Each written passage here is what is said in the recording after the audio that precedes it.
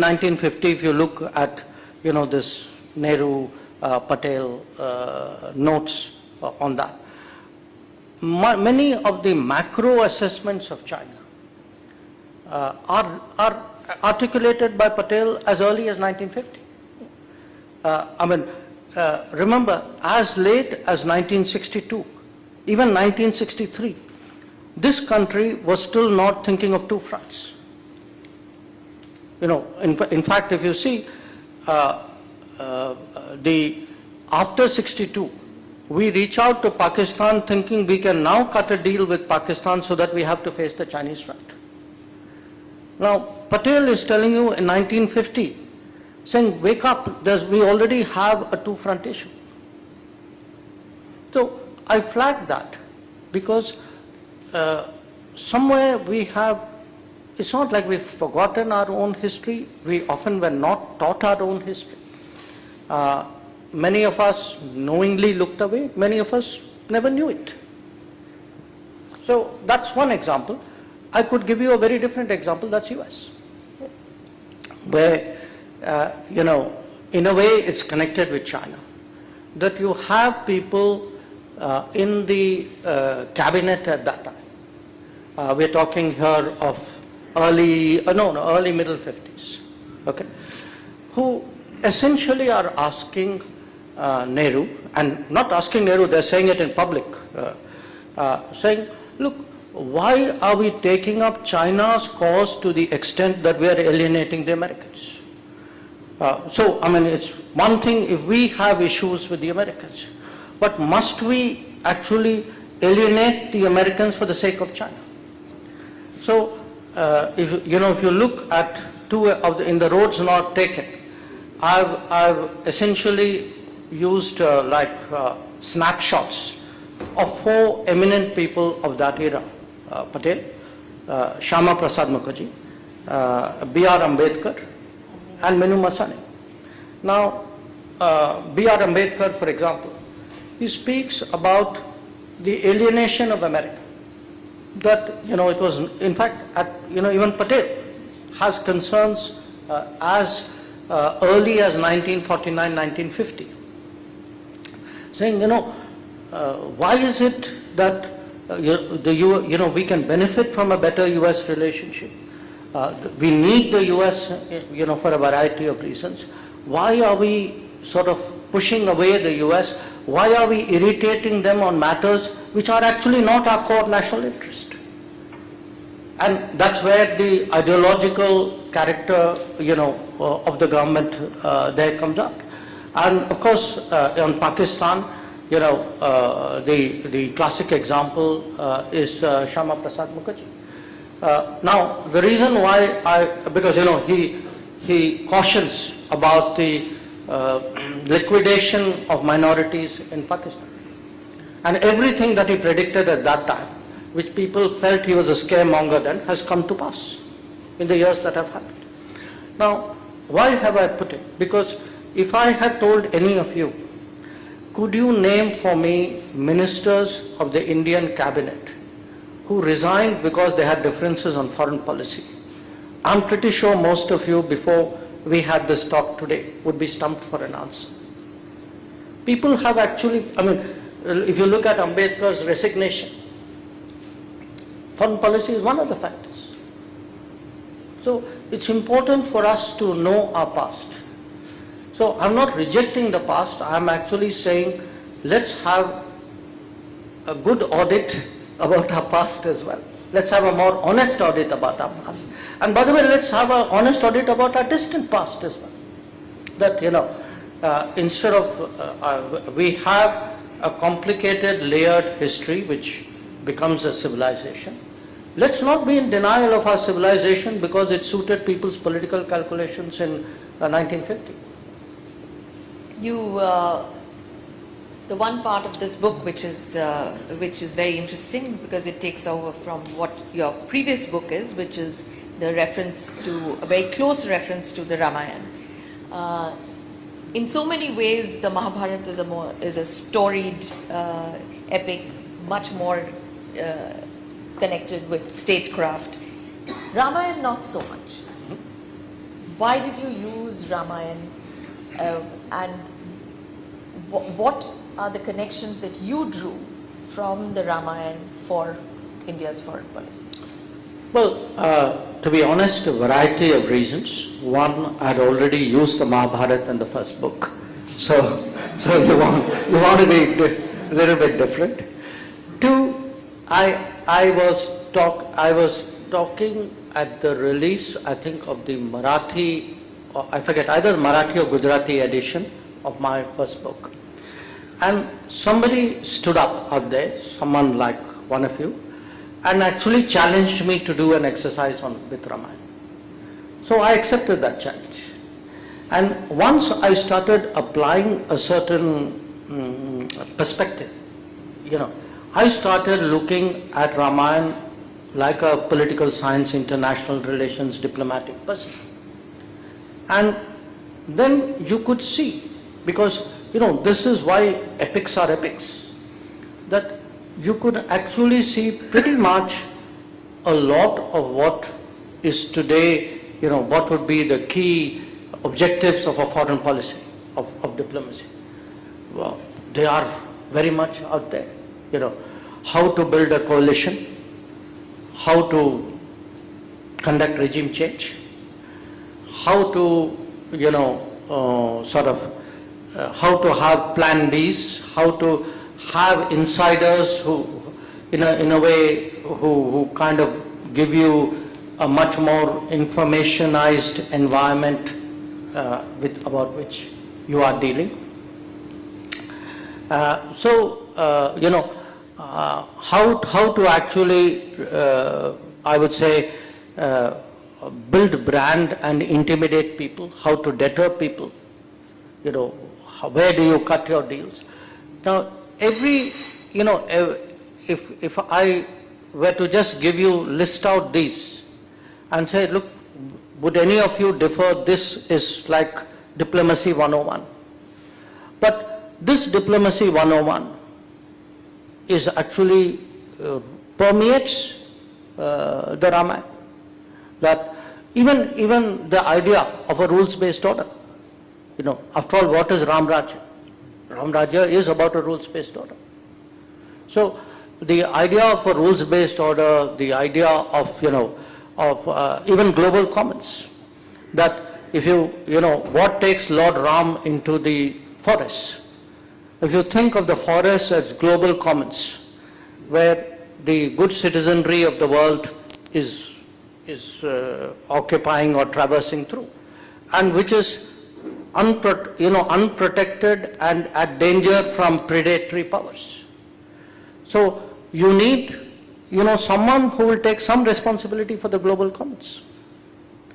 So you find me a modern situation. I can try and give you a Ramayana analogy.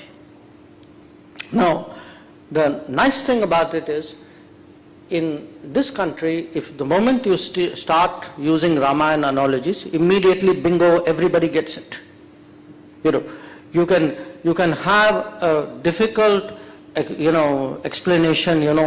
We need to construct a Quad because we have a range of countries with similar interests, and we have global commons. We do global good.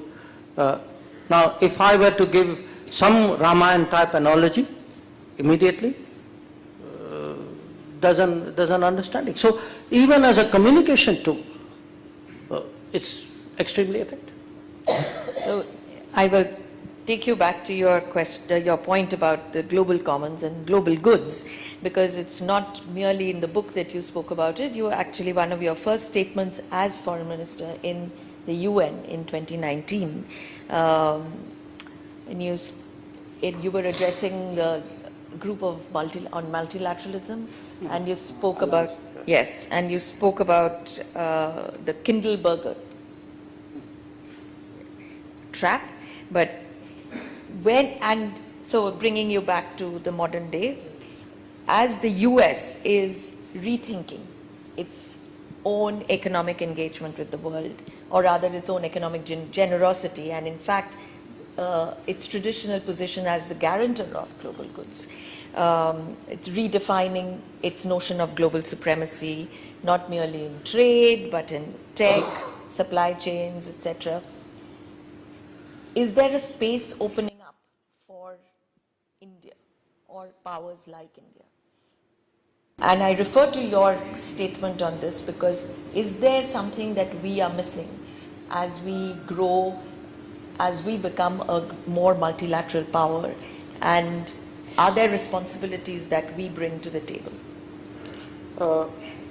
I think the short answer is yes, but I don't think we're missing. Okay. I think we are waking up to it. We are even doing some of it.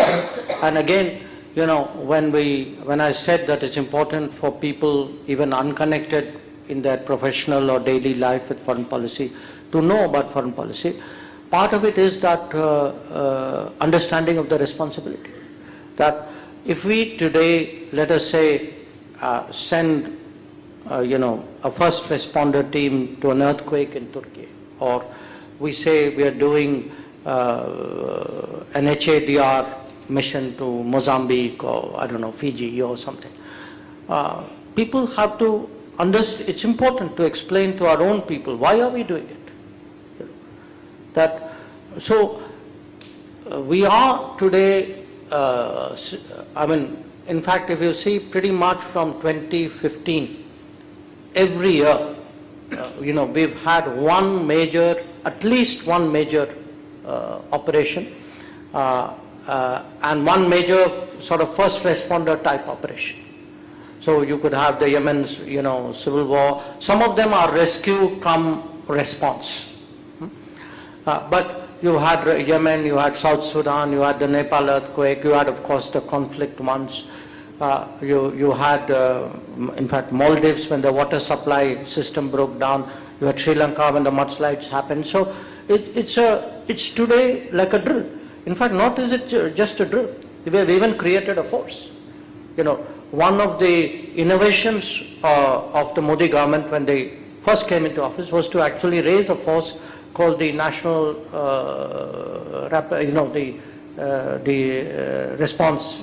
disaster response force. So we have responsibilities which will grow because the old order, which was substantially underwritten and underpinned by a certain expectation and assumption about the United States, those expectations and assumptions are no longer wholly valid. They have not completely disappeared, but they definitely are not what they were 10 years ago, 20 years ago, 30 years ago. In fact, if you see, the case of the Quad, when the tsunami, the 2004 tsunami happened, the US was present at a fairly rapid rate in the Indian Ocean. Today, I'm not sure where some contingency like that to happen, that you would actually get that same kind of response with that kind of speed. So, now, which means you have two options. Either somebody picks up the slack or nobody does. Now, I would argue that it's sensible for a country like India. We can't pick up all the slack, but we can pick up some of the slack along with others who can contribute. So there is in a variety of areas today, even in diplomacy. If you want today an outcome at an important conference, there was a time when there were frankly backroom deals, if not actually, let us say, a strong preference expressed by one power or two power or three. Even that today requires much greater confabulation and much more complex deal making than it used to be in the past. Now, one of the changes again here is how much more active we have been in all the global discussions definitely to advance our interest, but also to find some kind of collective landing point. So I think it's part of changing the world order, and in that change in the world order, look, you can't in this decade, you know, if you use, say, GDP as a metric, okay, we moved from 11 to 5. If you use activity as a metric, probably the numbers may be even sharper. So it's part of the changing global order. You can't go up the ladder and then say, I won't, you know, I'm comfortable doing what I was doing when I was a lesser or a smaller political power. So, on the changing global order, you've spoken a lot on the Quad. In fact, you have almost an entire chapter devoted to it. Not almost, actually a chapter. And you've also spoken a lot about the I2U2 IMEC. Yes. In a sense, not only a game changer, but you also referred to it as a return to history. Mm-hmm. So, you are literally, we want to literally remake this region with echoes of our past. But what is the future that you are looking at? What is the future that you see? Well, you know, it's a strange thing to say, but obviously because India has such a past, a large part of the future is going to look like the past. Meaning, if in our past, in our history, we had a footprint which extended, let us say, from the eastern coast of China to the eastern coast of Africa, at least. And, you know, I'm not even looking at traversing the Arabian Peninsula and reaching the Mediterranean and southern Europe. Now, it's natural as, you know, as the economy grows, as capabilities grow, as also, you know, there's a greater mobility and a greater, I would say, a more global workplace, that lot of these traditions and lot of these, because, you know, after all, what are traditions? I mean, they are a kind of a muscle memory that, you know, we've done it before, we are comfortable out there, there's some sign we were there, those people out there have some understanding of us, they know us. So, it's what you are seeing is actually exactly that, you know, a much tighter circle now, a second circle coming, a third circle coming, and more and more activity on either side. The new mandala, as you Yes, the new mandala in a way. And if I were to sort of put it in a sort of schema, if you take the four directions, so if you look at Act East actually led to the Indo-Pacific. And once we, you know, the more we sort of the more we deal with the Indo-Pacific, the more in a way is the traditions and the goodwill of the past also starts to make itself felt. So you can look at a country like Vietnam today, I mean, or as I said, you know, even Japan, even Korea. So you have on the east, look east, becoming Indo-Pacific. On the west, you have this reach out to the Gulf, and then now exactly like we moved, you know, ASEAN and then Indo-Pacific, we are moving Gulf, and then through the Gulf, you know, when the Crown Prince of Saudi Arabia was here, he was actually talking about, you know, how, you know, provinces or you know, routes which people even today remember, which were used by traders, and the cultural impact which they have even today left in Saudi Arabia.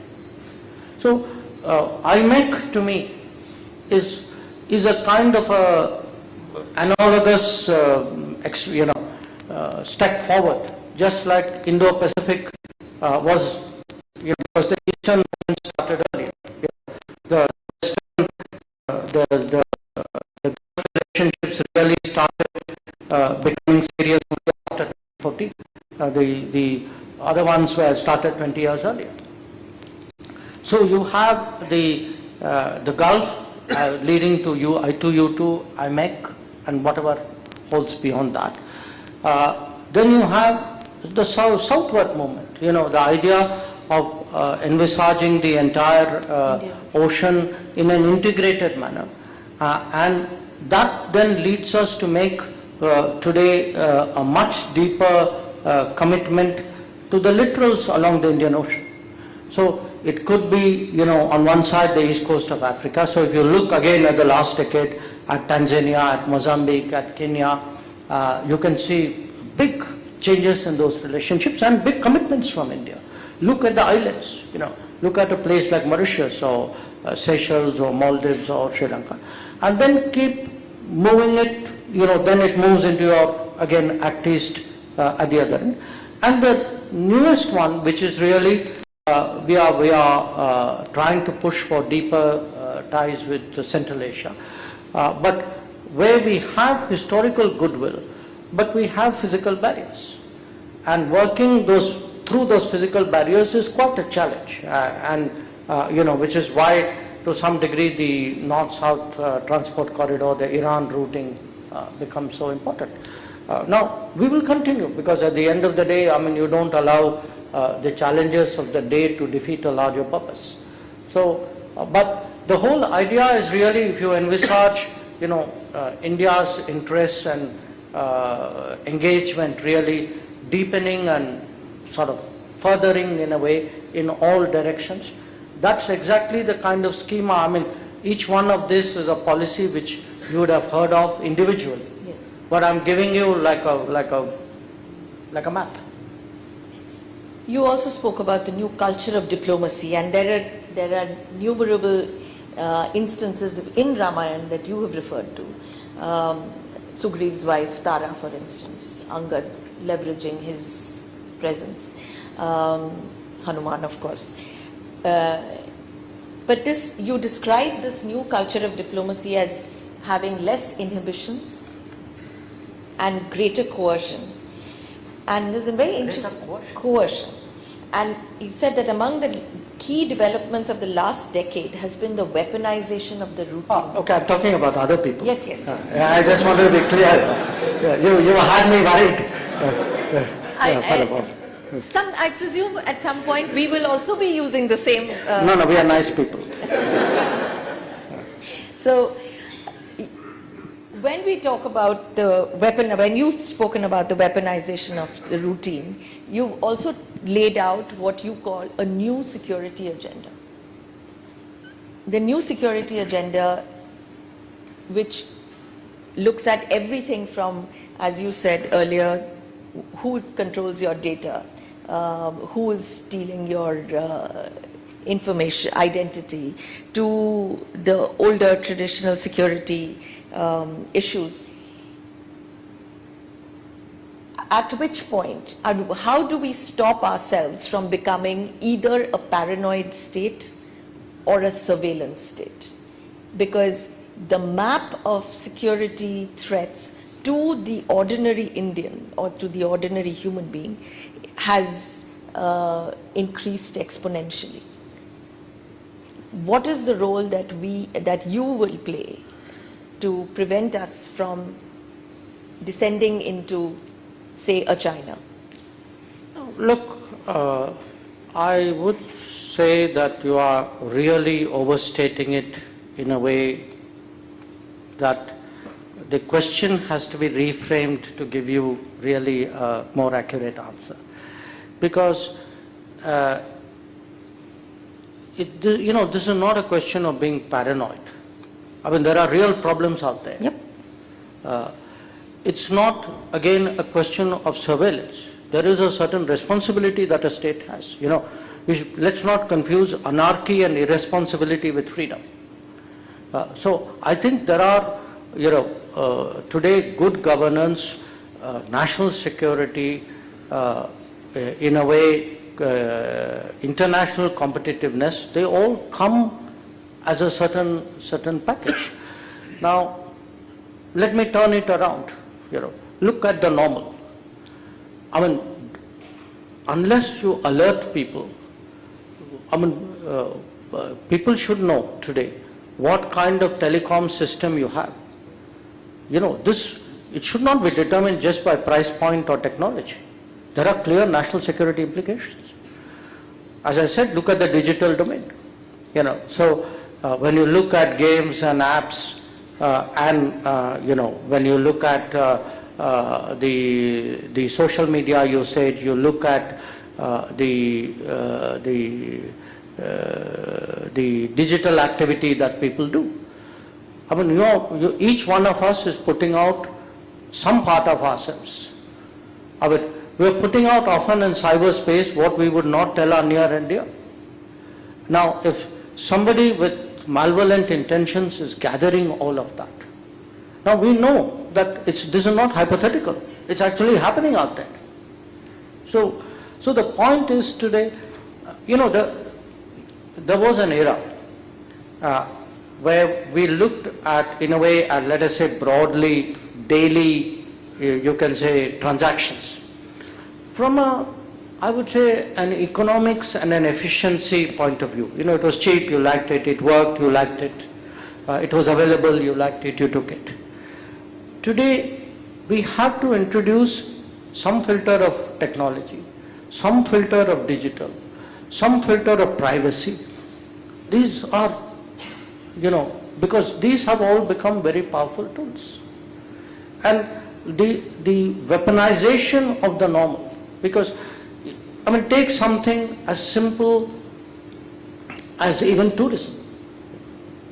If you look at the last 15 years, you've actually seen tourism weaponized. I'm not even talking of sanctions and, that's the higher end of it. A country which builds up market shares has the ability, and as we have discovered, sometimes the inclination to weaponize it. So you can weaponize being a supplier, you can weaponize being a consumer, you can weaponize by activities you do, you will not do, I'm angry with you, I will not send tourists, I will not buy this product, I will not supply that raw material. It can happen. It not can happen, it does happen. Yes. So people have to understand again, when we think security, security is not just military, defense of the borders. It's not terrorism, countering terrorism alone. It is all that. But there is the daily routine, which is so susceptible today to manipulation. And this is growing. I would say, frankly, in many ways, today foreign interference in this country is growing. So it's important for the average person to understand how the world is changing. Because if it is an era of AI and deepfakes, they have not come out of thin air. They are today at a certain level. There was a whole culture and a process and a progress which has allowed that to happen. Which is why we banned 260 Chinese apps. But that brings me to the dragon in the room.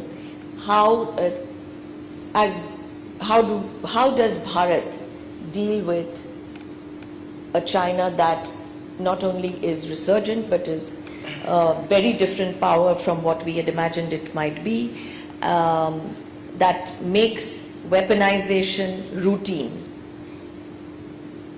How do we deal with a China like this? Look, first of all, no easy answers. And let's start with what we should not do, which is to posture. What we should do, which is to work hard.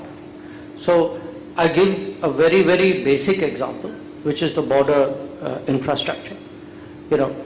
After years of expressing concern about the LAC, the reality was if you looked at the border infrastructure, I know people drew up plans, there were reports, there were studies, etc. There were groups which met, which looked at all of that, and there are people in the room who are quite familiar with it. Finally, look at what was the capability you put out there. What was the resources you put out there? on the China border areas, our budgetary commitment till 2014 was below 4,000 crores. I think it's 3,600, 700 or something like that. I mean, today it is 3.5, 4 times that. If you look, at road building, if you look at tunneling, you look at bridge building, we've actually seen 2x, 3x, 4x increases. It is, if it was possible to do it in the last 10 years, why was it not possible to do it earlier? So the point is, it's one thing to talk about, let's do something. What are we actually doing out there? Again, we talk about, they are exporting stuff into India. Obviously, they will try their best. Answer is, okay, go compete. So you had a situation, we didn't compete against 4G, we didn't compete against 3G, we didn't compete against 2G. But you decided to compete on 5G. And when you decided to compete on 5G, you proved to yourself you could do it. So, look, the powers rise, powers stand their ground, powers build equilibrium, not by fancy statements and, clever debates. But they have to do hard work of governance, put in the resources, push the system, deliver on the ground, monitor it, supervise it, have relationships which will contribute to it. We've actually not used international relationships as effectively as we could have in the past. So it's a combination of all of this, but the bottom line is that there has to be an equilibrium, and there has to be peace and tranquility in the border areas, and there has to be adherence to agreements which were arrived at. Because if you do not adhere to agreements, tell me, how would you have even the basic understanding about going forward? And if there isn't peace and tranquility on the border, how can any society look at other forms of cooperation when the border is disturbed or violent? And there has to be, eventually an equilibrium. I'm convinced it will, but I'm convinced we have to work hard for that equilibrium.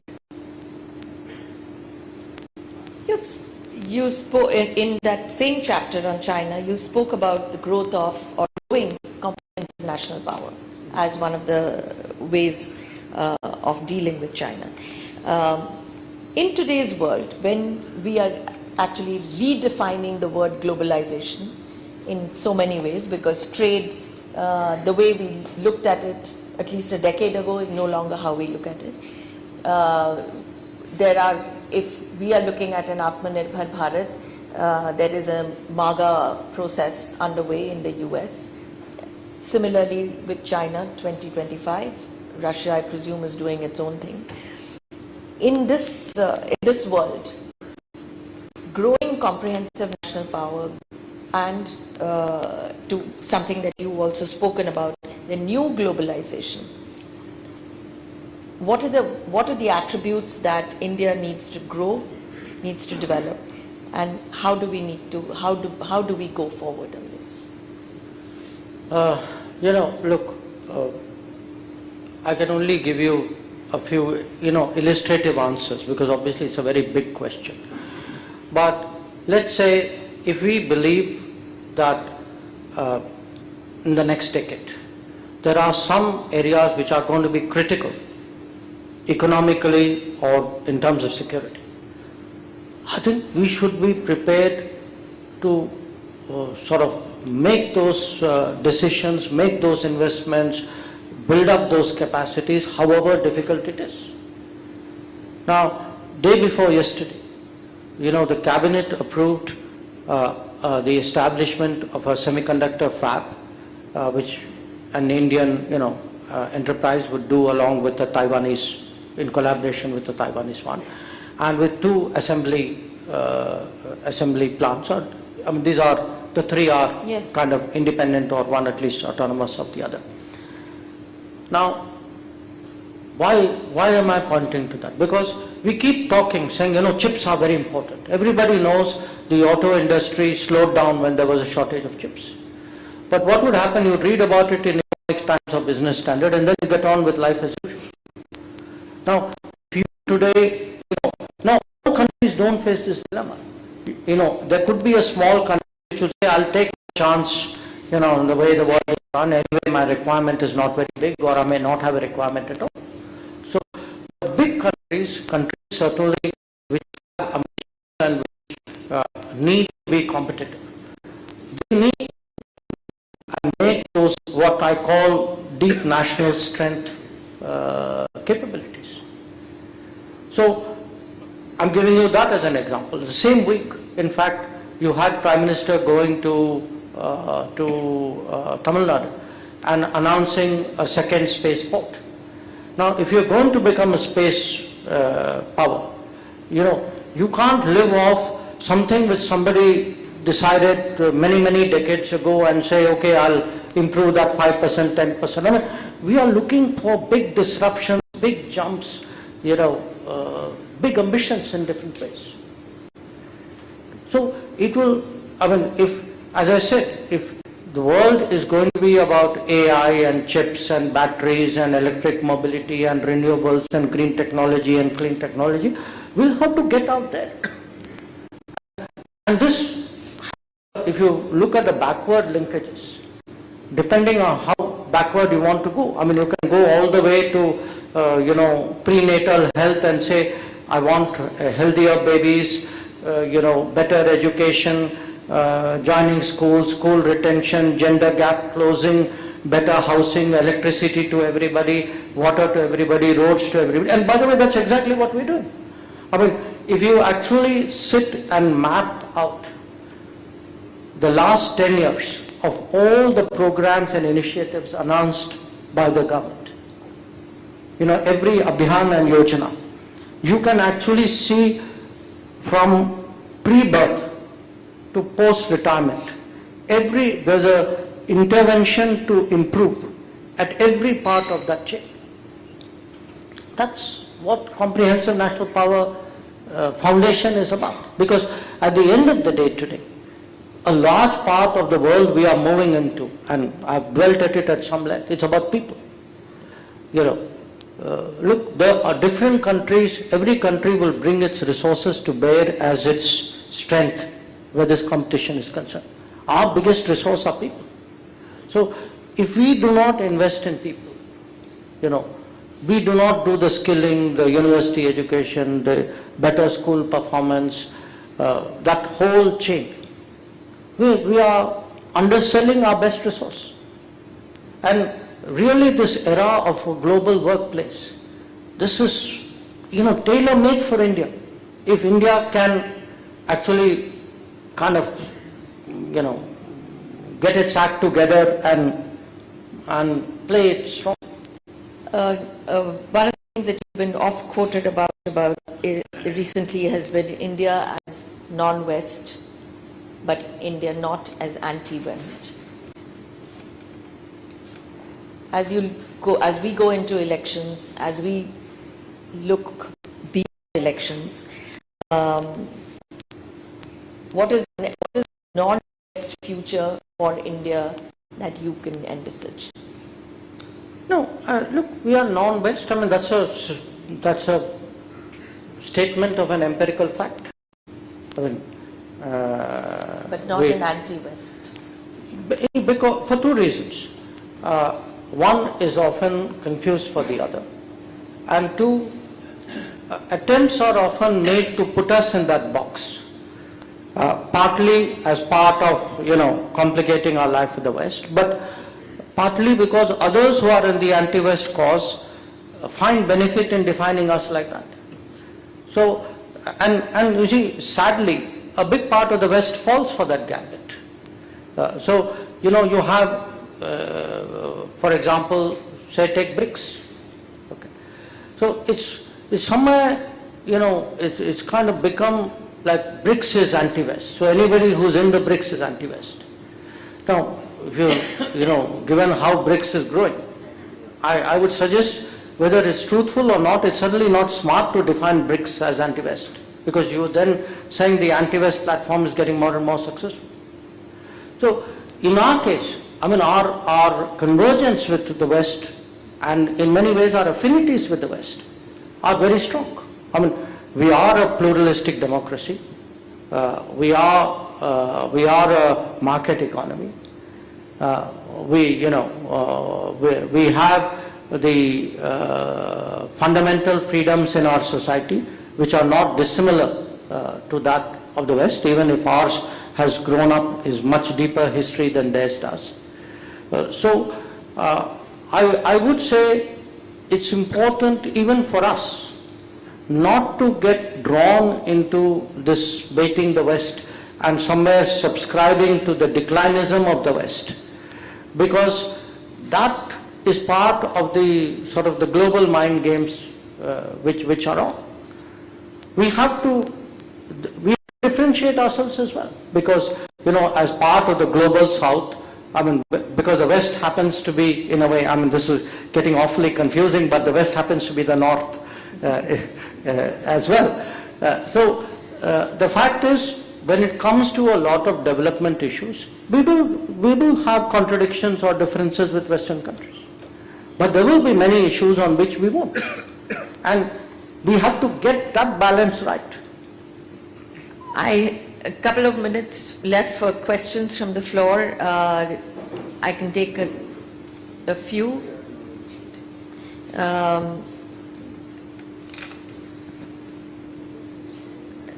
Lady in front.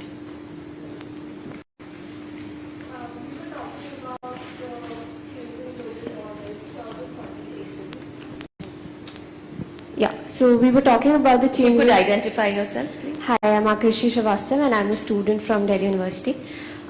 So, question, we were talking about the changing global order throughout this conversation. And so do you think that international multilateral organizations reflect this change?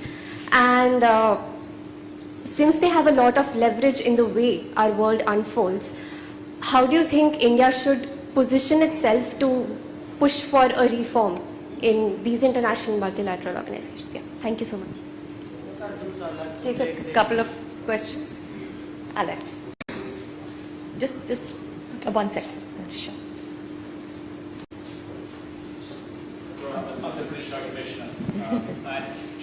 I just wanted to follow up on that question actually. Do you see a sort of changing order emerging? Talk about order, and what do you see as you see the next sort of 5 or 10 years in terms of how that order might change? The young lady at the back.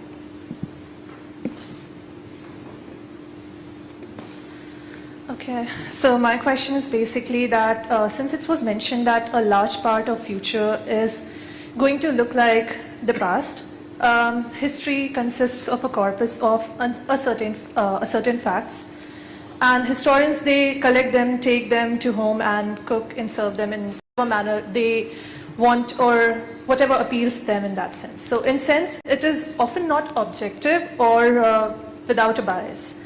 So in a scenario like this, how can we prevent the politicization of history, or how can we not let it be biased in that sense for the future to be shaped? Thank you. And then your neighbors? your name. Okay, I'm Vaishu and I'm a third year history student at LSR. Thank you. Should we take one more? Or are you okay? No. Yeah, one more. Okay, fine. Good evening, sir. I'm Rudrani Garg. I'm from South Asian University, so I wanted to know as to how are we going to relink the SAARC countries, or are we moving towards more of a BIMSTEC organization? And also, is there a possibility of again reviving SAARC? Thank you. There's a young lady behind, yes. Good evening, my name is Dakshani and I'm a first year student at Delhi University. So my question was actually very similar to what she said. So when we talk about Southeast Asia and India being a global power, how do you want to counter the narrative that India is seen as the big bully in the region? And again about SAARC, is SAARC redundant? You know, since we talked about G20 and BRICS, so where does SAARC come into the picture? Thank you. Yeah. So, international organizations reflect the changes in the global order? Obviously not. Obviously not, because most of them were structured in a different era. and they continue with a certain framework, a certain culture, a certain momentum, which is in a way to be expected. So the challenge is very much that how do you get institutions to accept that the ground reality is different. And as I said, it's not just in international relations. I mean, we have this even in a domestic situation. I mean, ground realities have changed, but old habits, as we often see, apparently don't go away. So the point here is be a kind of a bottom-up pressure. There will be, in many ways, an effort by those who aspire strongly, those who have the ability in different ways to push the system to try and do so. Now, a classic example, of course, is the United Nations. Now, bear in mind that's not the only multilateral organizations. Different organizations have actually undergone some degree of change. In fact, I don't call G20 an organization, but certainly as a mechanism or as a platform, the fact that it added on a member, a permanent member, shows that formats.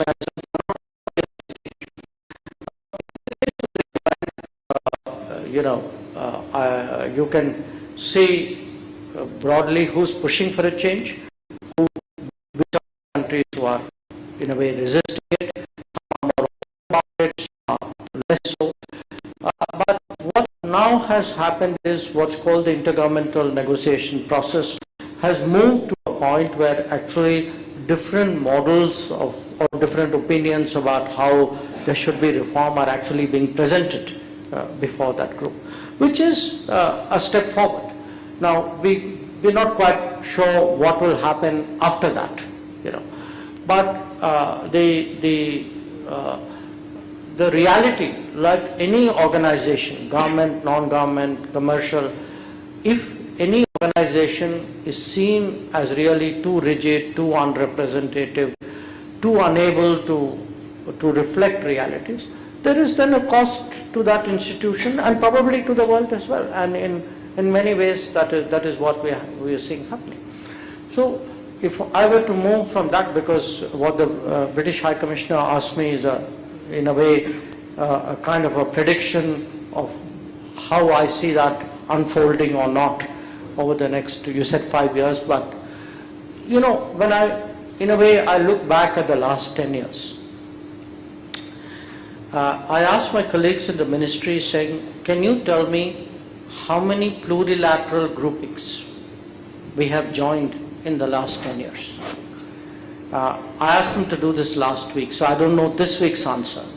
But last week's answer was 36. So in the last 10 years, we have, it could be SCO, it could be Quad, it could be ISA, it could be IMEC. I believe the number is much higher, so I'm sure the next time we have a conversation I'll update you. But what does it tell you? It tells you that if there's a sort of a gridlock in the community of the whole or the body of the whole, then you'll have groupings who would say, okay, the four of us like each other, let's just go out there and get our business done. Now, we're going to see more and more of this. And so people who worry about, oh, the world is getting fragmented, it's getting polarized, there's less consensus, everybody is going their own way, it's hard to manage things. Actually, all of it is true. And all of it is true because you have a conscious decision of some powers to gridlock you can say the top rung of the international framework. So I actually, and independent of that, I also see a dispersal of power. That, we spoke in many ways about a different mindset and a different expectation of the US and a different responsibility of the US.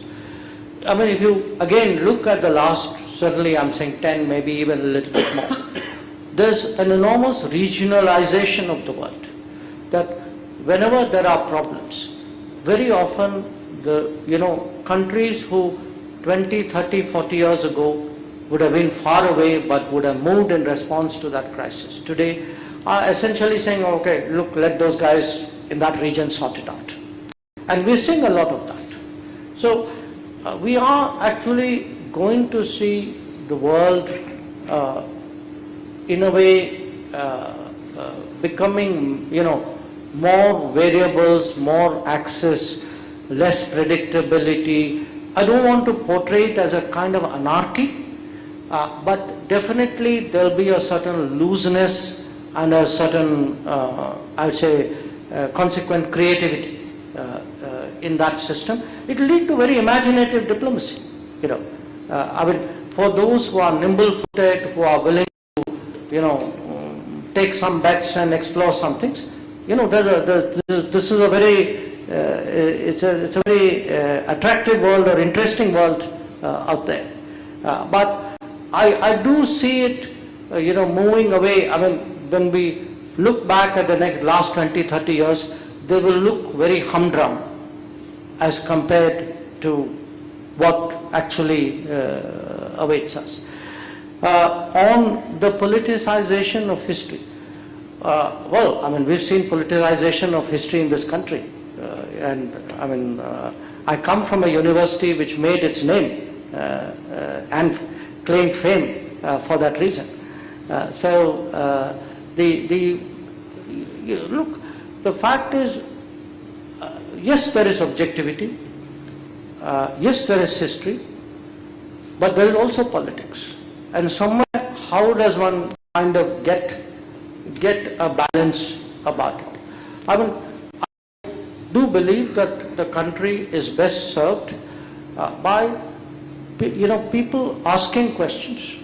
I mean, when you asked me right at the start, saying, are you distancing yourself? I don't think asking questions is distancing. I think asking questions is healthy.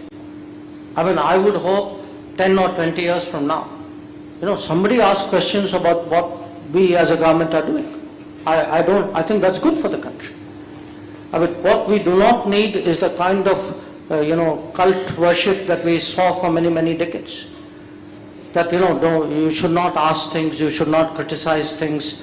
There has to be a certain, I would say, not just a validation, but a desire to improve through revisiting and reimagining.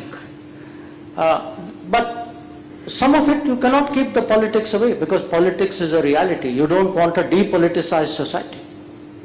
I mean, such a thing doesn't exist, but depoliticized is sort of uni-politicized in a way. On SARC, I'll take those two questions together.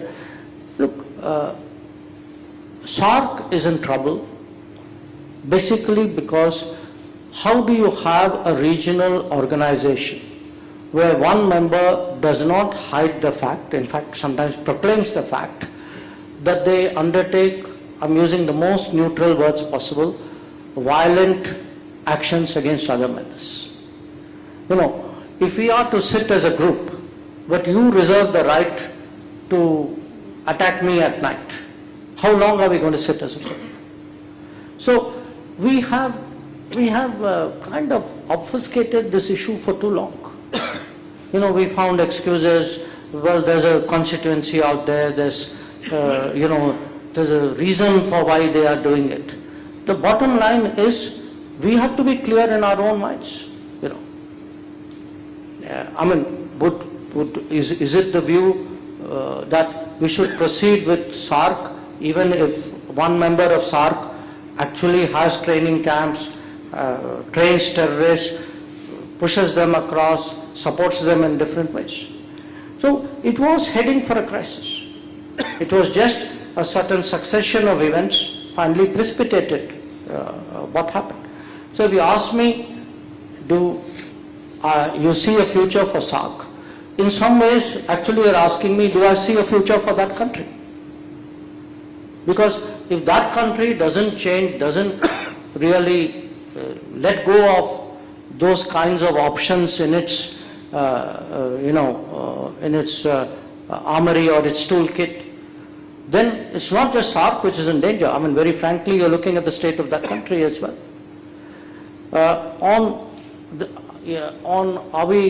Is it SARC versus BIMSTEC?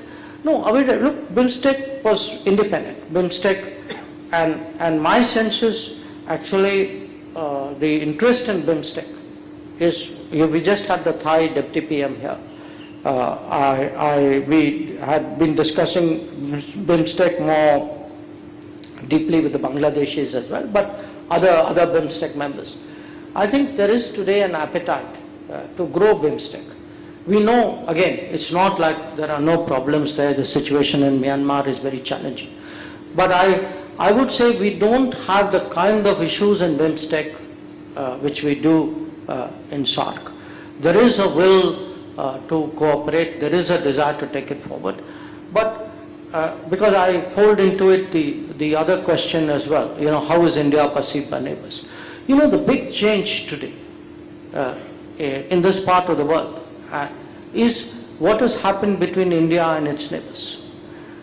When you say India is perceived as a big bully, big bullies don't provide $4.5 billion when the neighbors are in trouble. Big bullies don't supply vaccines to other countries when COVID is on, or make exceptions to their own rules to respond to food demands or fuel demands or fertilizer demands because some war in some other part of the world has complicated their lives. You also have to look today at actually what is changed between India and its neighbors. Certainly with Bangladesh and Nepal, I mean today you have a power grid, you have roads which didn't exist a decade ago, you have railways which didn't exist a decade ago, there's usage of waterways. Indian businesses use ports of Bangladesh on a national treatment basis. So if you actually look today at the connectivity, just the volume of people moving up and down, the volume of the trade which is there, the investments which are there, it's actually a very, very good story to tell. Not just with Nepal and Bangladesh, with Sri Lanka as well, I would say even with Maldives. And Bhutan, I mean, I don't want to miss them out because they have just been consistently strong partners. So our problem in the neighborhood, very honestly, is in respect of one country. And in diplomacy, you always hold out hopes that yes, okay, keep at it, and who knows one day, what the future holds. I think we are completely out of time, and thank you all for being a great audience. But thank you so much, Dr. Jaishankar, for an absolutely fascinating hour. Thank you very much.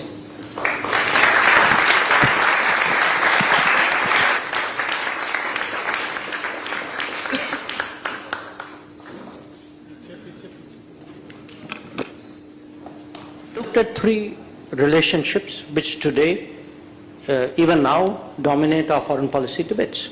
The relationship with China, the relationship with US, and the relationship with Pakistan.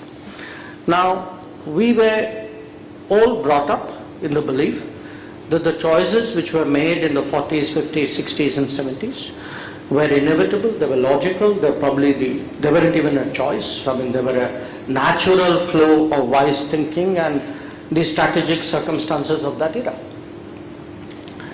In reality, in every case, there were actually choices. There were alternatives. There was a debate. Now,